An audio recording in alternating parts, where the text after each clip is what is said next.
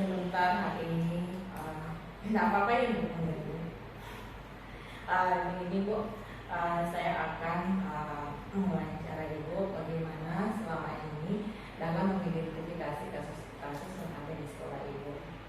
Ya, baik. Selama saya memimpin ya. Ya, selama saya menjadi kepala UPT di SMK Negeri 7 Bone, ada beberapa kasus yang sudah saya dapatkan. Entah itu berhubungan dengan moral atau kasus yang berhubungan dengan hukum atau mungkin kasus-kasus yang berhubungan dengan norma-norma atau etika pada siswa. Cara saya mengidentifikasi apakah persoalan tersebut atau kasus tersebut termasuk ke dalam dilema etika atau rujukan moral. Pertama saya lihat dulu, kalau misalnya pada kasus tersebut ternyata di dalamnya ada dua kebenaran yang bertentangan, maka itu adalah dilema etika. Tetapi ketika kasusnya sudah berhubungan dengan benar dan salah, apalagi kalau lebih sudah berhubungan dengan hukum, melanggar aturan, melanggar kode etik dan sebagainya, maka itu pasti adalah kasus yang rujukan moral. Ya. Karena lawan benar kan itu merupakan kita nih. Iya, betul. Selama ini bagaimana Ibu dalam mengambil keputusan di sekolah termasuk kasus-kasus seperti dilema etika tersebut? Baik. Kalau saya ketemu dengan kasus yang berhubungan dengan dilema etika, biasanya saya mengingat pada 9 langkah pengambilan keputusan. Tapi biasanya tidak sampai di 9 langkah kita lakukan sudah ketemu bahwa itu adalah kasus dilema etika atau rujukan moral. Yang pertama itu biasanya dalam sebuah kasus saya akan melihat dulu nilai-nilai apa yang bertentangan. Kalau di dalam kasusnya yang bertentangan adalah nilai yang benar melawan benar, itu berarti dia masih dilema etika. Setelah melihat adanya pertentangan nilai, saya juga melakukan identifikasi siapa yang terlibat di dalam kasus tersebut ya.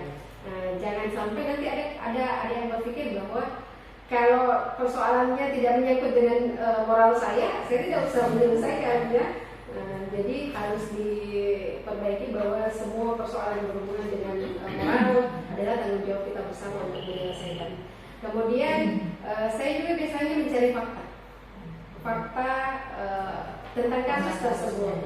Kenapa bisa terjadi, di mana terjadi, dan apa yang menyebabkan kasus tersebut terjadi. Kemudian yang paling utama itu kita perlu melakukan proses pengujian. Mau itu uji legal, uji profesional, uji intuisi, uji panutan dan sebagainya ya. Intinya proses pengujiannya untuk mengetahui kasusnya itu dilema etika atau rujukan moral supaya kita tahu bagaimana cara menyelesaikannya. Setelah prosesnya itu berlangsung, kita menentukan paradigma berpikir kita dalam menyelesaikan persoalan tersebut, utamanya dilema etika ya. Apakah kita menggunakan proses berpikir yang berbasis hasil akhir, atau berbasis peraturan, atau berbasis rasa peduli, begitu dalam melakukan proses tersebut. Yang betul Bu. Jadi selama melihat kasus dilema etika itu kan lawan benar aja, otomatis apakah ini sesuai dengan rasa keadilan, lawan dengan rasa peduli. Ya betul.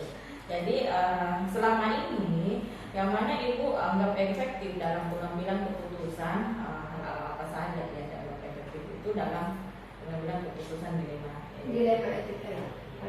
Oke. Misalnya dalam sebuah kasus dilema etika, misalnya ambillah kasusnya itu ada pertentangan antara mempertahankan keadilan, menjaga keadilan, atau rasa kasihan kita pada orang lain. Biasanya saya dalam menyelesaikan proses kasus yang berhubungan dengan hal tersebut, hal yang paling efektif buat saya adalah koordinasi dan kolaborasi. Ya, karena sekolah merupakan sebuah organisasi yang di dalamnya banyak orang ya, ada wakasek, ada guru-guru dan sebagainya. Jadi kalau ada kasus tersebut, kita berkoordinasi dan berkolaborasi dengan wakasek dan guru-guru, terutama guru-guru yang terlibat di dalam kasus tersebut. Jadi kita ada proses diskusi. Karena persoalan kasus dilema etika itu bukan sesuatu yang bisa kita selesaikan secara teoritis ya. Karena berhubungan dengan moral, perasaan, harus melihat apa yang mereka sampai kita sebagai otoriter Iya, yang menentukan betul. sendiri. Ya itu ya, yang namanya opsi trilema ya, opsi trilema. Jadi ada opsi lain yang kita izinkan untuk masuk memberikan saran. Siapa tahu opsi tersebut ternyata adalah jalan keluar yang terbaik. Ya. Jadi selama dalam pengambilan keputusan mengenai dilema etika itu, hal apa saja yang menjadi tantangan ibu dalam menyelesaikan masalah ini? Iya. Biasanya kalau tantangan yang paling saya rasa selama saya menjabat ini adalah guru mau siswa, mau staf dan sebagainya itu mereka cenderung sudah berada di zona nyaman. Sehingga ketika proses penyelesaian kasus dilema etika yang membutuhkan penyelesaian yang hubungannya dengan moral dan melakukan perubahan itu agak sulit. Tetapi bukan berarti tidak bisa diselesaikan. Kita hanya butuh kesabaran dan waktu yang cukup lama karena mungkin orang-orang yang mengalami kasus dilema etika itu sudah cukup lama berada di zona nyaman sehingga kita masuk dengan sebuah solusi yang sifatnya perubahan ya agak tersendat. Jadi harus bersosialisasi dulu, harus mengetahui sebenarnya inilah mungkin langkah yang baik. Betul. Saya enjoy saja. Betul, mereka merasa selama ini saya sudah melakukan ini, tahu tidak ada masalah, tapi sebenarnya ya hal itu tidak sesuai secara moral sebenarnya. Kemudian apakah ada jadwal tertentu kita tetapkan sebagai dalam penyelesaian masalah tersebut? Kalau saya pribadi, kalau jadwal yang tertentu bahwa persoalan harus diselesaikan pada hari ini, pada jam ini, di tempat ini, sebenarnya itu tidak ada. Karena proses penyelesaian kasus dilema etika itu bisa kita lakukan di mana saja dan kapan saja ya. Intinya kita cari kondisi yang nyaman. Kapan ada kondisi yang nyaman dan kasus itu muncul, maka kita usahakan diselesaikan. Intinya biasanya kasus-kasus penyelesaian kasus-kasus tersebut itu akan berjalan secara otomatis. Kalau langkah 1 sudah, pasti akan ke langkah 2 dan langkah 3 tanpa harus dibuatkan jadwal secara tertulis. Jadi otomatis berjalan sesuai dengan penyelesaian masalah tersebut, sesuai dengan masalahnya, apakah itu masalahnya berat atau sedang. Jadi betul. Kalau dia agak ringan mungkin cepat selesai. Kalau dia sedang mungkin ya agak lama dikit lah. Tergantung juga siapa saja yang harus kita komunikasikan. Kemudian adakah seseorang atau faktor apa yang selama ini ibu ada yang mempermudah membantu menyelesaikan kasus dilema tersebut?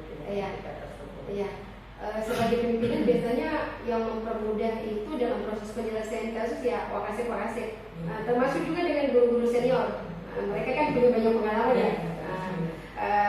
Dan yang tidak bisa dilupa adalah guru-guru yang mengalami kasus tersebut ya.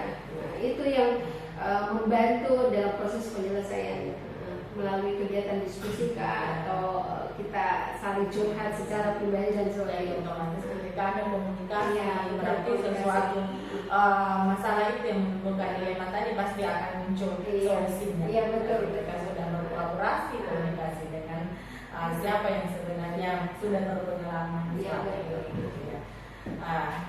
Kemudian setelah kita berdiskusi bincang-bincang tentang pengambilan keputusan ini, apakah yang bisa kita petik dari atau refleksi dari pengambilan keputusan ini di sekolah?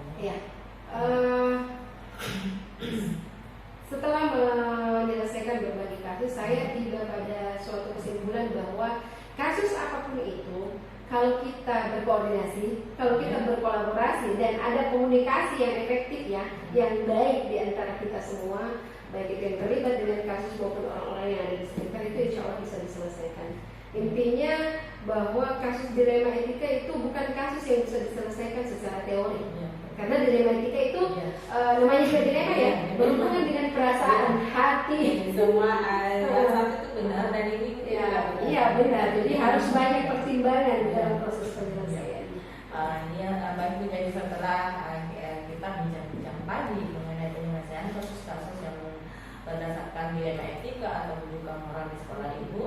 saya pribadi mengambil kesimpulan bahwa Ibu betul-betul sudah mengambil langkah pengambilan keputusan dan pengujian keputusan itu yang berdasarkan nilai etika itu sudah selesai, dan bahkan sudah mengambil investigasi opsi terima.